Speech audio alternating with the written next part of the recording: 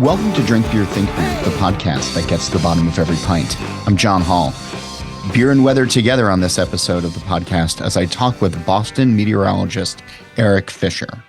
But first, please go visit allaboutbeer.com. There, you can find original articles, reviews, news, insights, and podcasts. You can listen to shows like Brewer to Brewer and the All About Beer podcast simply by searching All About Beer wherever you listen to shows. And don't forget, you can follow All About Beer on Instagram, Threads, X, and Facebook at All About Beer. And to keep up with all of these smoked beer news and releases, make sure you check out This Week in Rauch Beer by searching the group on Facebook or following at TW Rauch Beer on X, Threads, and Instagram. Glassware and apparel is available too on allaboutbeer.com/merch. This show and all of the work we do, it's supported by you.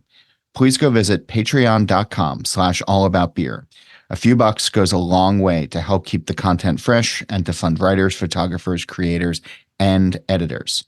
And if you'd like to learn more about advertising on this show, please email info@allaboutbeer.com.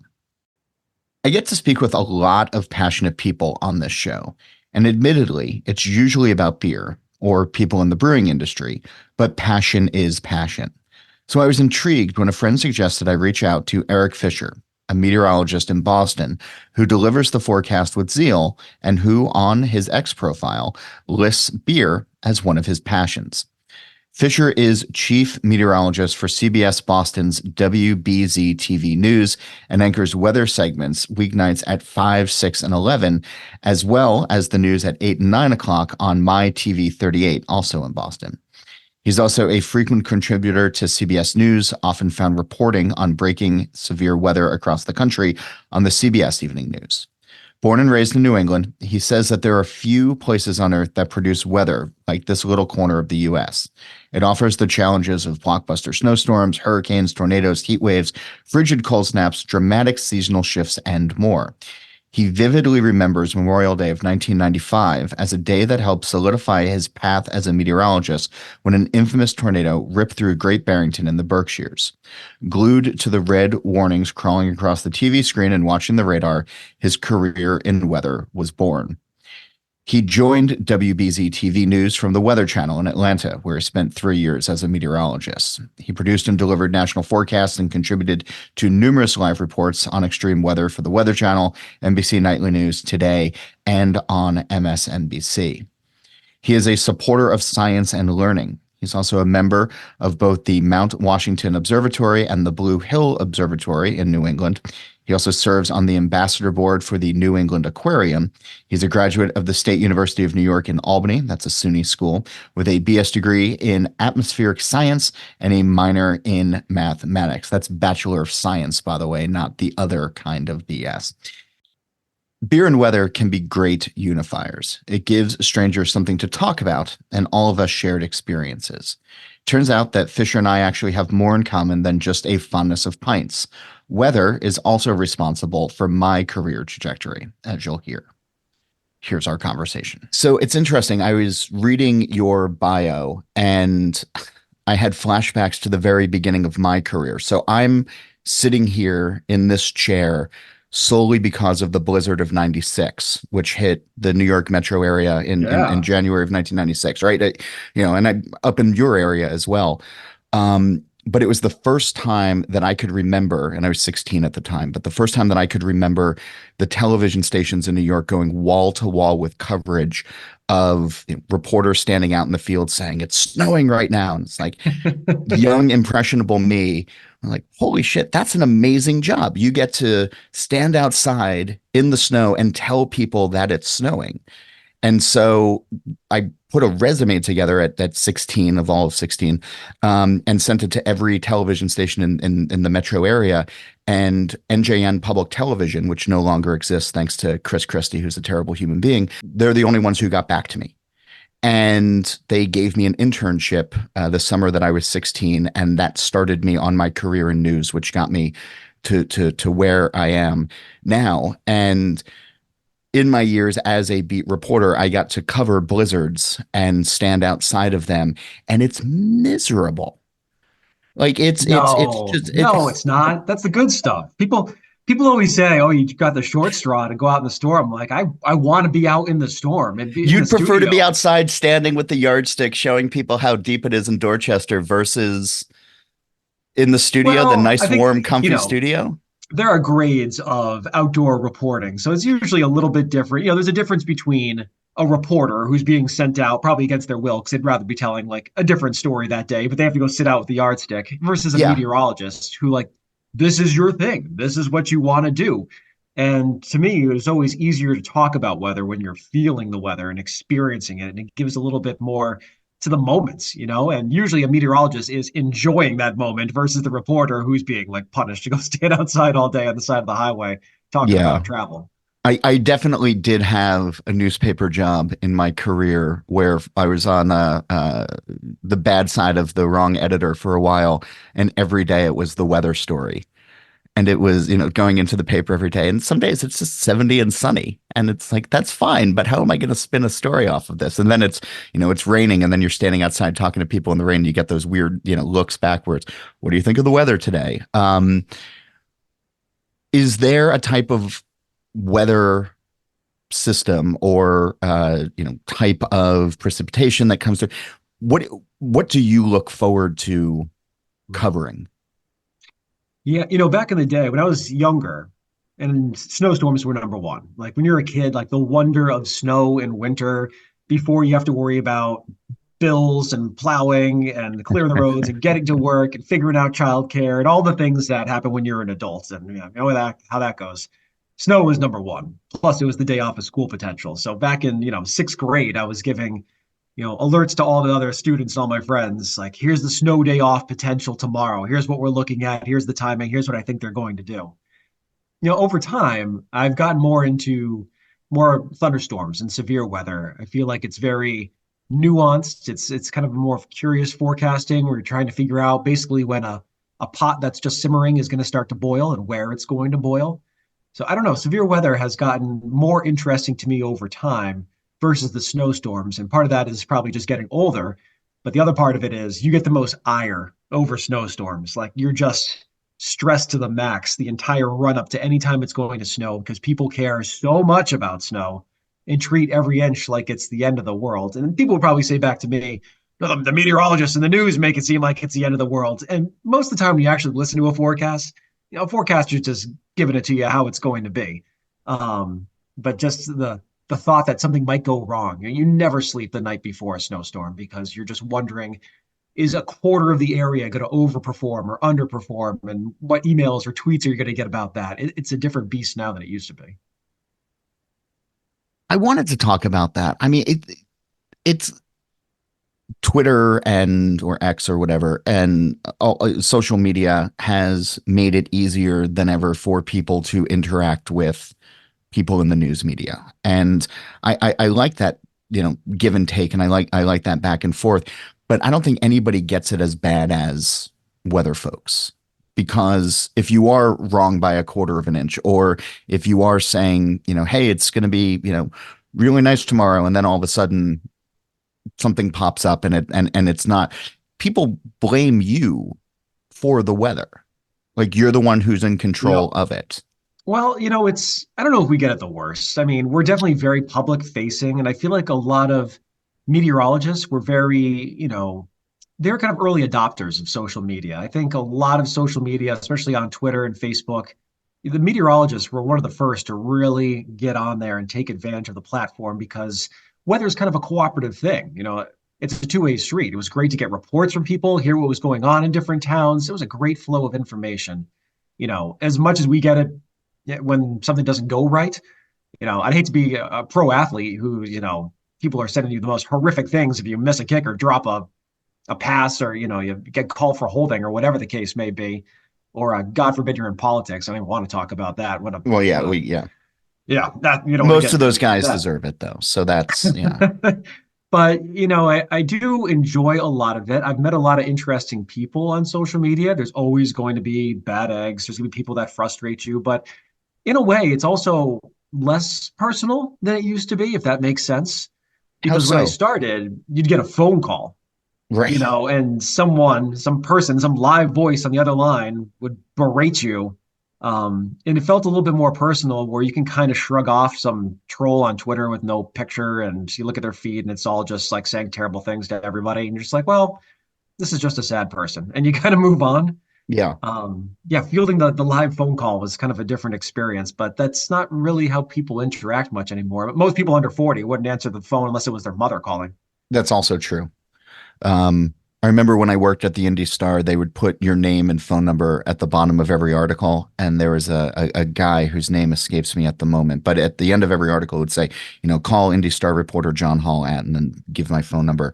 And as this guy would read the newspaper, he would just call to check in. Like he was taking it as a command, like he got to the bottom of the article and just call and be like, this is Bob Smith and read the piece, and it's like, thanks Bob, and then you'd hang up and you'd hear the phone ring around the newsroom as other people were getting the call from him. And then if you didn't get the call from him, it's like, oh, I didn't write a compelling enough story for him to get to the bottom. And so there's a different kind of psychology to it. You definitely have some very different, interesting interactions when you work in the news. It's a slice of life. You get exposed to a lot of different people. Yeah. Are people appreciative, right?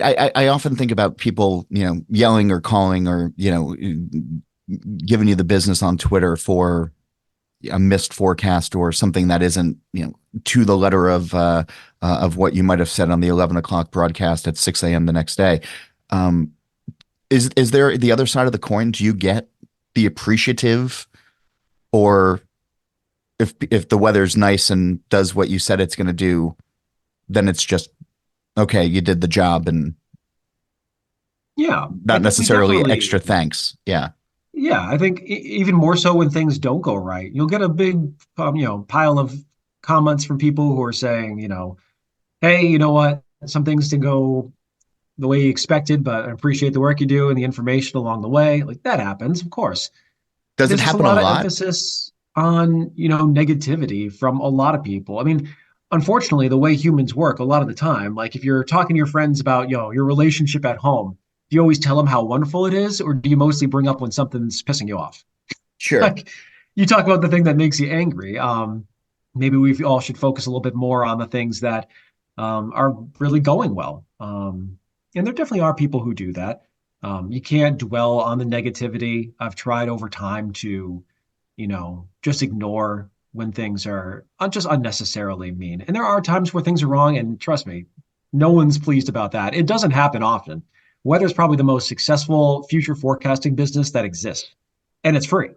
You can go listen to anyone's opinion anytime. And you're probably going to be right 85, 90% of the time all year long. But people will remember those 10% because they're usually high impact or not events. Yeah.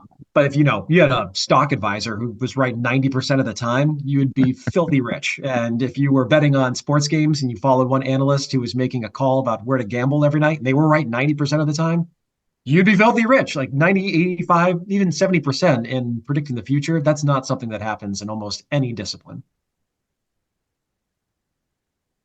Since you've started, how has the technology, how has the understanding of weather improved?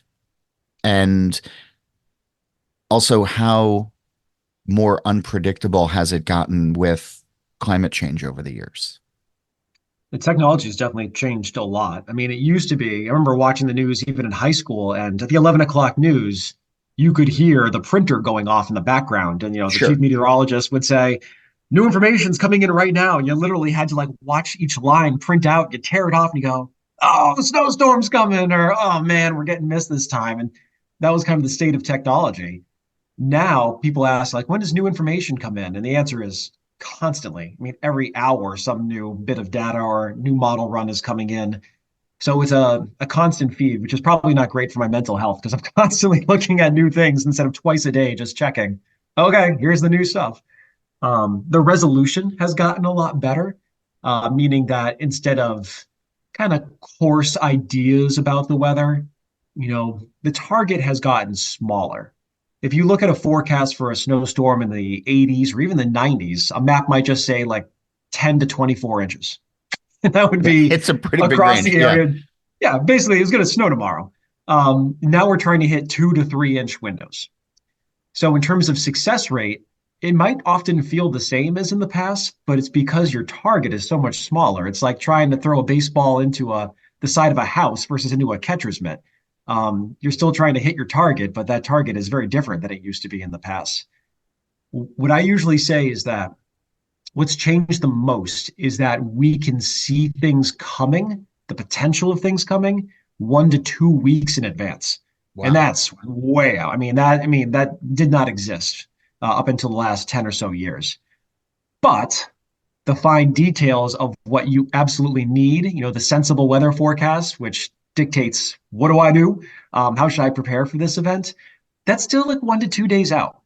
The details might be a little bit more, like I said, more fine resolution. But in terms of, the snowfall forecast, the window for that really hasn't pushed out all that much. And that makes it difficult to talk about because now you have to talk about something a week in advance because it's out there. It's on the internet. People are talking about it. You see it, but you really don't have the information you gotta have to make your plans until a day or two out. And so that's, I think, what we need to work on the most in the future.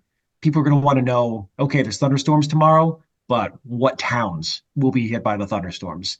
Okay, there'll be a snow band in the snowstorm. Where exactly is that snow band going to be? That's the challenge. Yeah. And there's some of those Dopplers, right, that get down to the street level. I know there's a station here in New York that likes to do that now and again. They like to Mhm. bust out, like, here you are on Main Street in Edison, and you're getting hit with that band of snow right now, as opposed to, which again didn't exist when I was growing up as well. It was just, Yeah. North When Jersey radar got maps. Yeah. updated around 2011 to dual pole, that really increased the resolution for us. And that's also why we see more tornado warnings now, because you're seeing more of the storm, more of the structure. In the past, you would just warn the really obvious signatures. Now you're warning everything with potential, which is good and bad. It means you don't get caught off guard very often, but there are more false alarms because not every storm does produce a tornado. But you can see the structure a lot better now, and you get new updates every 1 minute instead of every 5 minutes. Yeah. Has weather become more severe in the last couple of years? I don't know if this is just me getting older. People start talking about it more. We have this technology, so you can pinpoint it.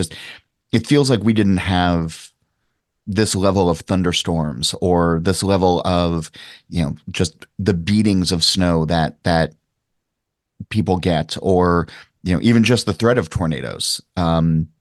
Where I am in Jersey, and I know you get them out in the Berkshires and you get them in other places around Massachusetts, but it feels like it's happening more and more these days. Is that the case, or is that just because we're all just consuming information 24/7? I think there's a little bit of both that goes into that. I think it's important to understand that there's always been extreme weather and extreme events and huge floods and huge fires and huge snowstorms. Like that has always been occurring and always will. What sticks out to me are a couple of things. One is what you mentioned, that we just have access to every nook and cranny. I mean, there were days, even just 20 years ago, where if a tornado was somewhere in Vermont, New Hampshire, or Maine, you might not hear about it for a couple of days. It would take a farmer to go out in a field or a hiker to go, oh, a tornado came through here. You didn't have a drone flying over it because you had a great radar signature and someone, took video over it 30 minutes later and everyone had their smartphones, so they all uploaded that video. I mean, you see everything. Nothing goes unnoticed now, and that definitely changes perception. One thing that I have noticed, and we certainly have some data to back it up, is what we kind of call an increased hydrological cycle, meaning when it rains a lot now. When it snows a lot, and when it's dry, it's really dry. No, I think we're seeing more precipitation extremes where these heavy precipitation events in particular, and the Northeast has seen the biggest increase of anyone in the country. They stick out to me. These 2 inch plus rainfall events, and then we've had a number of 8 inch plus rainfall events in the Yep. last couple of years. It definitely feels like, and it seems like with the data as well, that we are seeing heavier rainfall in many of our rain events and heavier snowfall when it's cold enough for snow. And those are the impacts that I've noticed the most. But even just when it's cold enough for snow, I mean, here in the New York metro area, we had our first significant snowfall or recordable snowfall just a couple weeks ago, and that was the first one in 2 years. Yeah. You know, meanwhile, like my colleagues up in, Boston and New England, you guys were getting hit every other day, it seemed. So I mean, it does seem like there is, and it's different, right? I don't remember a single 2 year period growing up where we didn't have a snow day or had to break out the shovels. It does go in cycles. The 80s around here were famously low on snow. That was a decade where there really wasn't much at all for about 10, 12 years in a row, where we didn't have really any big winters at all. The difference that I see is that the 80s were at least cold. When it wasn't snowing, Yeah. it was pretty cold out, and we had long ice seasons. And you could at least say, "Oh, we got good ice skating." Now, when we have low snow years, it's also just really warm because, in general, obviously, climate change is increasing our global temperature in the Northeast. So, winter is our fastest warming season. And so, when it's cold enough for a snowstorm, you can still get some bangers. And we've had some huge snowstorms the last 15 years. You can almost call it the golden age of snowstorms. I can't recall any other stretch where we've had more big snowstorms in a small period. Obviously, the last few years, that has not been the case, as I think we're getting some mean reversion. Weather likes to head back to the averages over time. So I'm not surprised at all that we're having a down stretch here over the past few years. Um, but as the winters warm up, the stakes are a little bit higher because if it's not snowing, then it's really not even winter. This year we had an extreme lack of ice. People who are into ice fishing and just, getting out and doing some ice skating, some places never froze at all. So it was an unusually warm winter, and I do think that's a trend you can kind of bank on. We're continuing to see our winters warming up, as all seasons are, but winter, for the most part, has shown the biggest change. When you think about that historically, but now you're also thinking about and seeing the data towards warmer winters, what are what should we all be thinking about for 5 years from now, 10 years from now? Like, is, outside hockey going away? Like, does it have the potential to? I'm not trying to make this into a Dennis Quaid movie or something, or dismiss it by any stretch. But um, what does that mean? Not only, I guess, for recreation and even our psyche, but just for the human experience as it gets warmer. Are there things that we should be looking forward to? Are there things that we should be really concerned about? Yeah, it's an interesting question. It's a loaded question. I thought it was interesting. I don't mean it that way. Yeah, but yeah. No, I was going to say I have some friends who are looking to buy a house near a ski mountain. They're big skiers. They've been saving up. They're like, we want to go, and that's going to be our winter thing. And it was interesting to me that when I talked to them about it, they ended up picking up around Sunday River in Maine, and they said the main reason, A, a nice mountain, but B, they felt it was the most insulated from climate change over the next 20 years.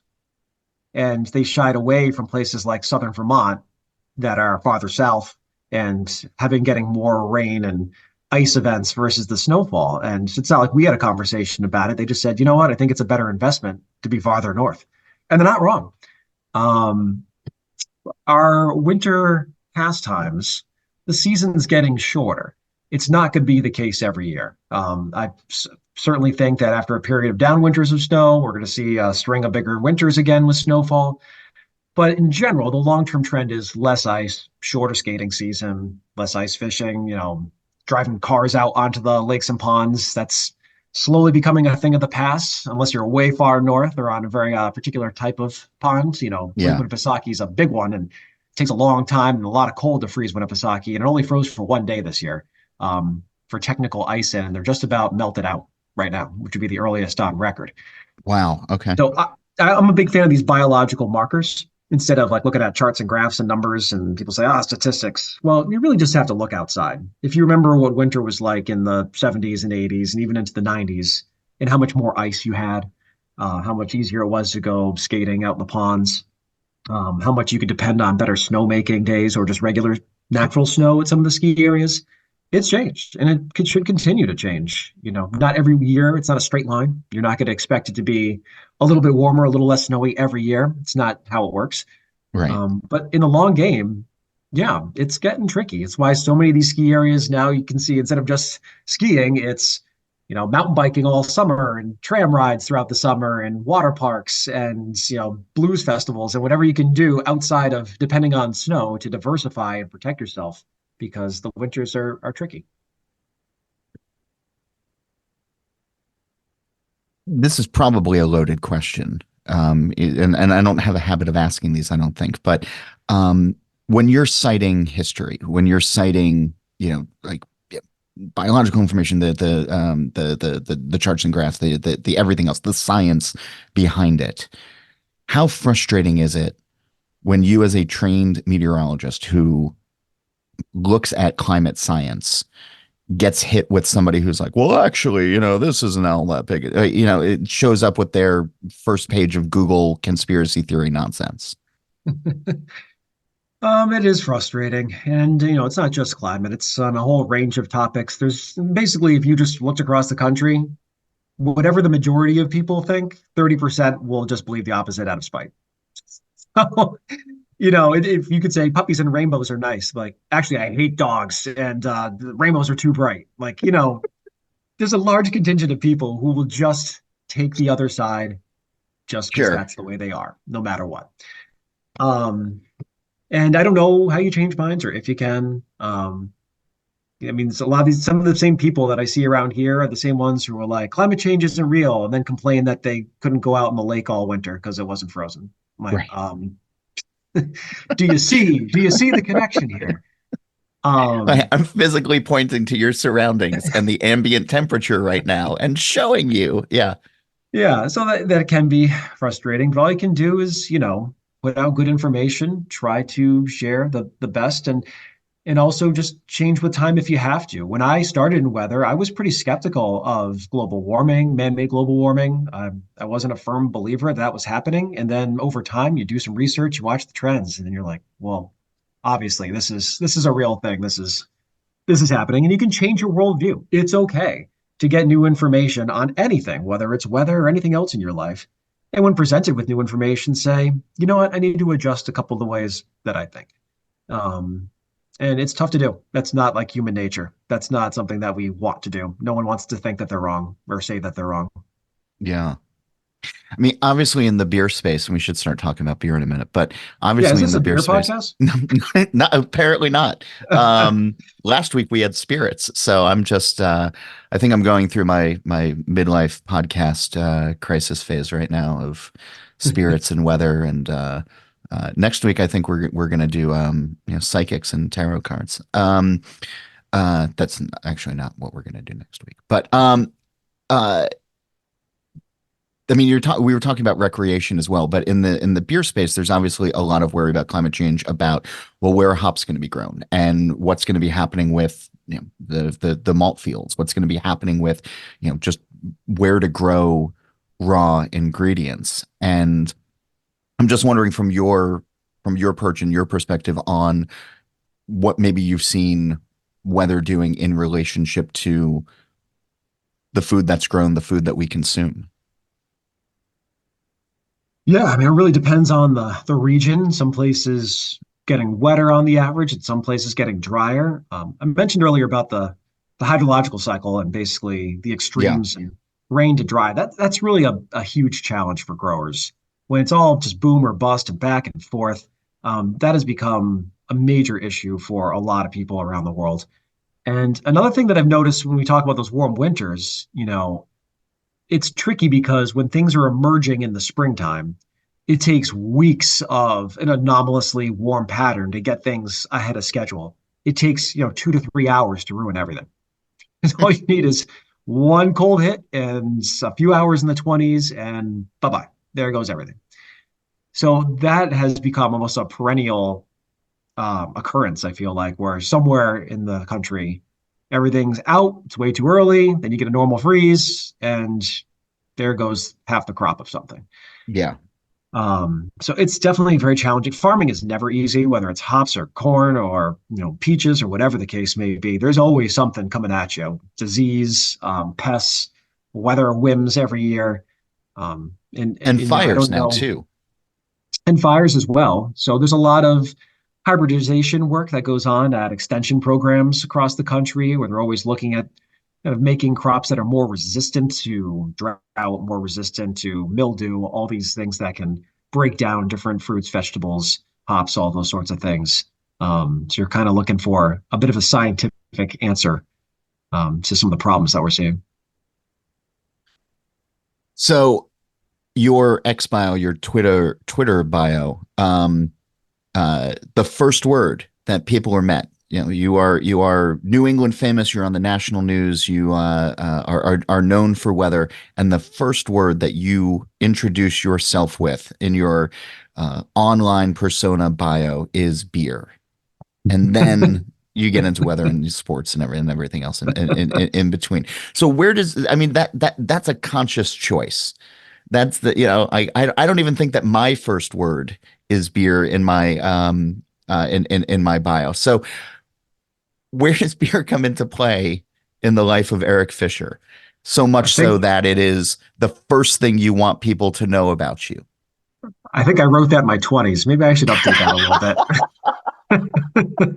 All right, that totally tracks. Yeah. Yeah, maybe a different time in life. But you know what? It's a long winding road, if you will. I don't know what your like gateway into enjoying beer at some point was, and by no means do I overindulge. It's kind of the nice thing about the evening shift. You don't have anything at all to drink during the week because you get home at midnight and I go to bed. Yeah, Good for your health. it is. Uh, Yeah. my gateway, and don't laugh. At some age in my youth, undisclosed age, my friend and I, we got really into Magic Hat up in Vermont. Magic Hat Number and nine. Magic Hat number nine. Yeah, the apricot wheat. That was a formidable beer for so many people, especially along the East Coast here. Yeah. Yeah, when before you're into like beer, it's like, oh, okay, this is pretty good. They had the cool stuff under the cap and all that.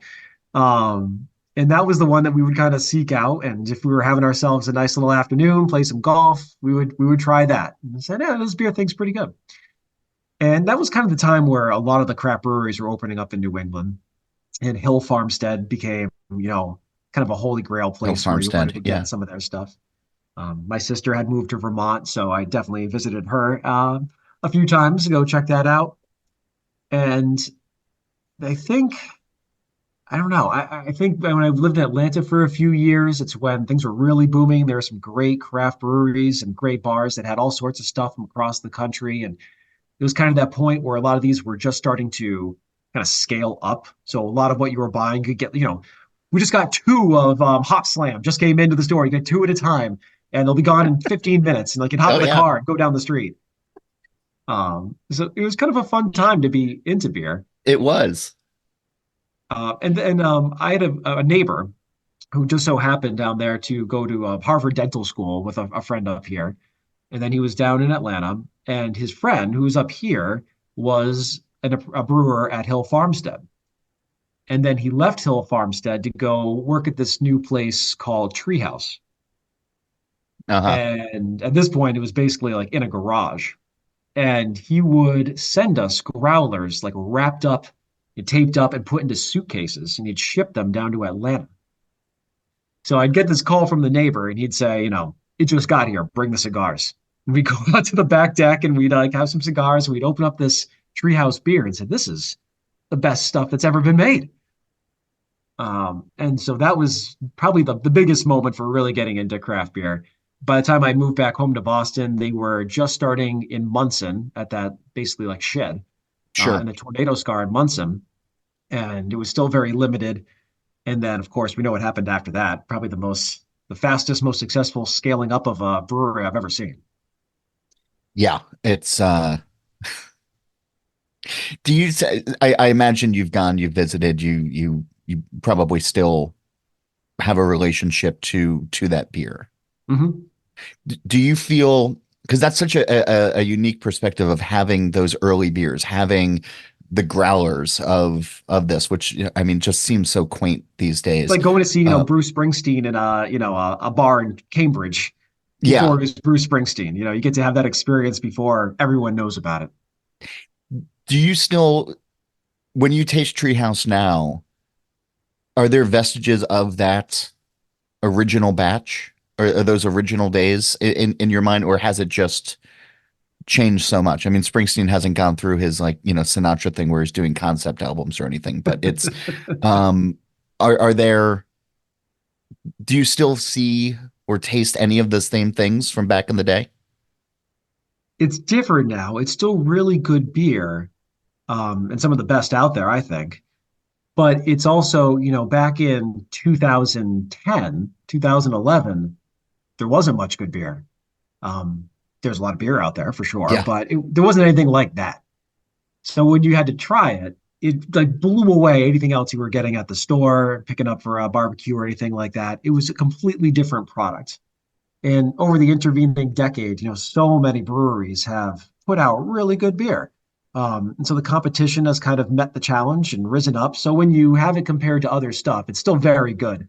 But the whole field has gotten stronger as well. So I don't know if you can never go back. Like if you saw your favorite band when they were just climbing and you go see them now, I'm sure it's a great time, but you probably don't still have the same powerful emotion of the first time when you knew you had something special, that you were witnessing something special.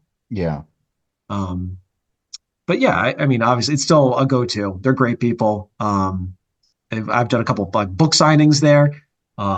They've been very supportive along the way. It's been kind of like a mutual relationship, and certainly I still load up when I go by. It's nice that they're down on Cape Cod now too. Yeah, it is. That's been it's been a nice addition. I'm wondering, Magic Hat has me thinking because I was just up in Rochester last weekend, and Fifco is now the global owner. They're the ones that make Genesee, and they Yep. do Seagram's Escapes, FMBs, and the Lipton Hard Teas, and other things like that. And they bought Magic Hat a couple years ago, and I was talking with one of their brewers when I was there, and I said, we're drinking Jenny Cream Ale, and I said, "Hey, what's going on with Magic Hat these days?" And I got this blank stare back, and a little bit of an uncomfortable shift from the PR team that was around, and teased out they haven't done anything with that brand in a year. It's kind of It's sad. just it's effectively dead, and it is really sad because it was that beer that I think really did shape. I mean, I drank a ton of it in college, and I think it was one of those early beers from my wife, who really enjoyed it for everything that it did. And now just to sort of have it gone is just kind of sad.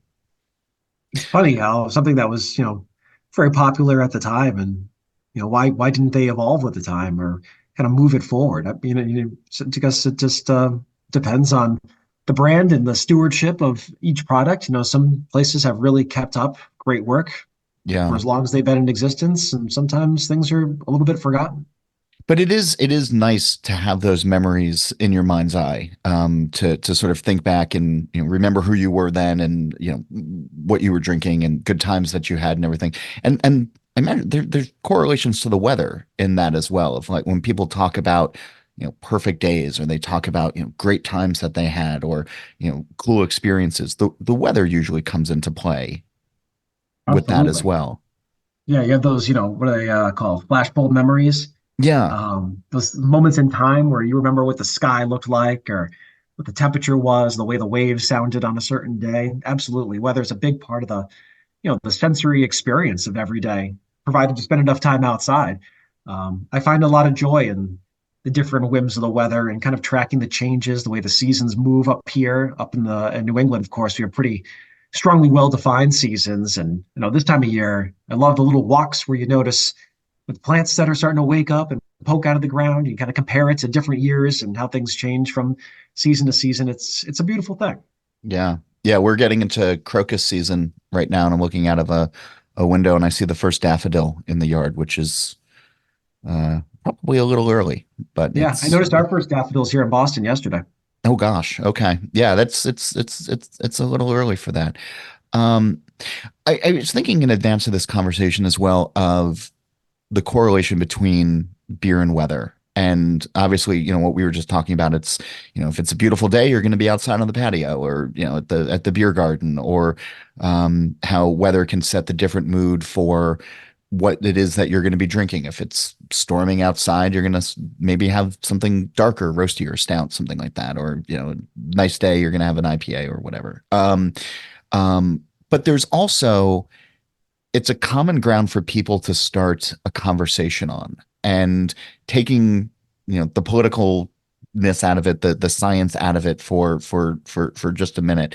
The thing that I've always enjoyed covering about beer in the last 20 or so years is that everybody starts on the same page if they're at a brewery. They're there because they want to drink a beer that's made where they're drinking. So you can come from different backgrounds. You can come from different political beliefs, religious beliefs, whatever. You're starting at square one with beer. And then I think we can find and build things from there where we actually have more in common than maybe divides us. It gets harder with science and politics and everything. But weather's sort of that same way, right? Like if we're all outside experiencing something at the same time, it's that conversation start. It's that first, it's the awkward conversation with your barber that they have 25 times a day of, like, boy, it's sunny outside today, that kind of thing. It's how you greet your neighbors, and all of that.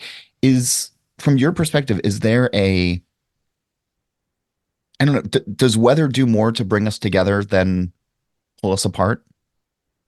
Yeah, and this is the justification I give to our producers every day when they're like, "How much time do you need?" And I'm like, "Well, I need this." And they go, "Well," I said, "Hey, it's the only thing in your newscast that affects everybody. You could have a Patriot story. Not everyone cares about football. You could have, a big news story in one town, but some people in the other part of the state might not care. Weather is the only thing you can talk about that affects everybody, everyone's day, everyone's life, their plans, the rhythm of the day. It all comes down to that. So I think weather is like the ultimate shared experience. And from a TV perspective, obviously we know that people are not necessarily watching the news as much as they did back in the 80s, where everyone would sit down for each particular newscast, or at least one collective newscast, and there were really only a couple of places to even get it, which is why we had that shared experience. And I think in the world of TV now, the only things left that are shared, consistent shared experiences are sports and weather. In terms of live TV, live severe weather, or even just, a run of the mill storm or a big game, those are the things where everyone kind of comes together to watch one thing. Look at what the Weather Channel does when there's a hurricane making landfall or a tornado outbreak. I mean, everyone's tuning in to watch that. And so weather is a unifier. I think it's just a common ground for everyone. Everyone has different opinions on it. It's a very subjective thing. What you think Hmm. is great, someone else might not like. So you can talk about, those differences. And I mean, everything you do every day is based on what the weather is going to throw your way. I mean, I think we do think about it more in the eastern US than the western US. The West obviously not having as much weather. I don't think people really think about it every day in the same sense that we do here, where it could literally be, snowing one day and then 70 the next, and then back to wind, and then a pouring rainstorm. And there's a lot of variety around here. But I do love that weather is something that, I can weave into a story every night. I can kind of feel what everyone else is planning and thinking, and discuss it, and hopefully try to help them out, make the most of it. I'm a big believer in hitting your spots, because you can't control the weather, but you better make the most of it. So when there's a nice day, even if there's a nice day in half the area, I usually go to that nice half and make some plans there. If it's going to be a snowy winter, I'm going skiing. If it's going to be a quiet winter, then I'll be putzing around the garden. You just got to make the most of whatever happens. And so my main focus when I'm doing the forecast every night is telling people, here's your option. I think this would be a good way to plan your life, to plan your weekend, to plan your work week. I like that. I like that sunny um disposition on things. It's as you were saying that, I was going back to, being 23, being in the Midwest, doing these daily weather stories and outside and talking to people, and vaguely, as sarcastic as I can be and as cynical as I can be, had vague fondness for just being out and talking to people about the weather and not having to talk to them about, the latest dead body or something. So thank you Yeah. for changing my perspective on that. I like that. Um, I want to ask you the green door question. So the premise is on the television show The Good Place in the final season, they Mhm. introduce a concept of the green door that the characters can walk through and be anywhere they want, doing whatever they want to be doing. And so if we had a green door on our plane of existence and you could walk through it and be at any pub or any brewery anywhere in the world, where would you want to go? Who would you want to be with? And what would you like to be drinking? Oh my Lord. That is, oh boy, that's a very, very tough question. Um, any brewery anywhere in the world. Well, who I want to be with is easy. I would like to be with my wife. And hopefully some other good friends, but um, some of my happiest times are when we just get a little bit of time together and it's just the two of us. We have a couple good drinks, play a couple games, get to catch up and chat, outside of the craziness of life. Those are a lot of my happy days. So that one's easier. What am I drinking? Is it a cop out to say it's weather dependent? No, not at all. Because if But I'm down in but the in this scenario, Keys, you can pick the weather. okay. Well, if I'm a warm weather guy. I'm a beach guy. I'm an island guy. So I guess I'm somewhere tropical. I'm having a lager if it's tropical, and if I had to pick a spot anywhere, geez, um,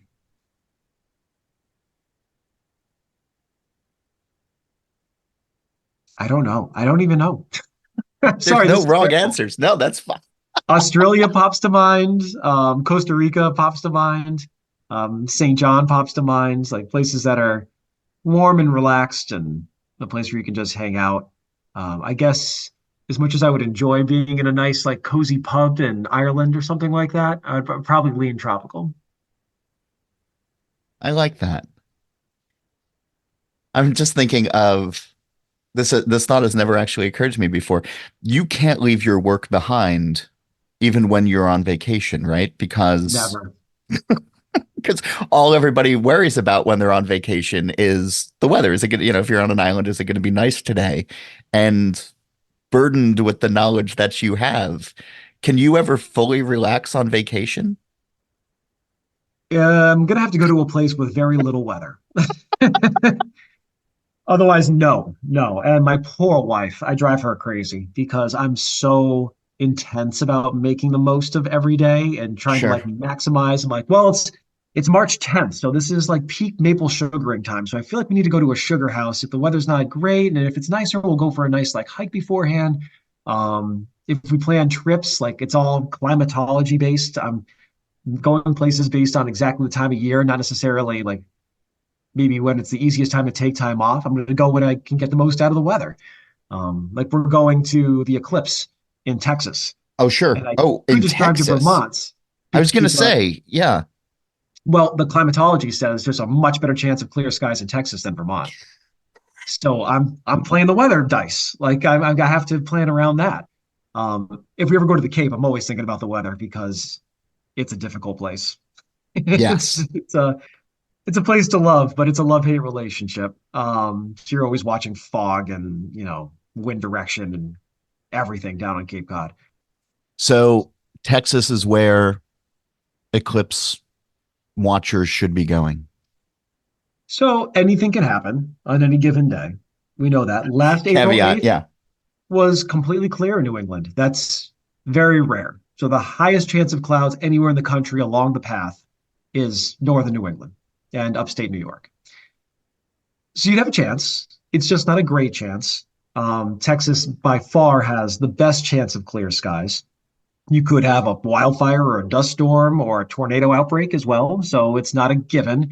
I also just felt it's more easy to navigate. Like if I had to drive 4 hours in some direction, it's a lot easier to drive across Texas than it is to navigate around the hills of New England.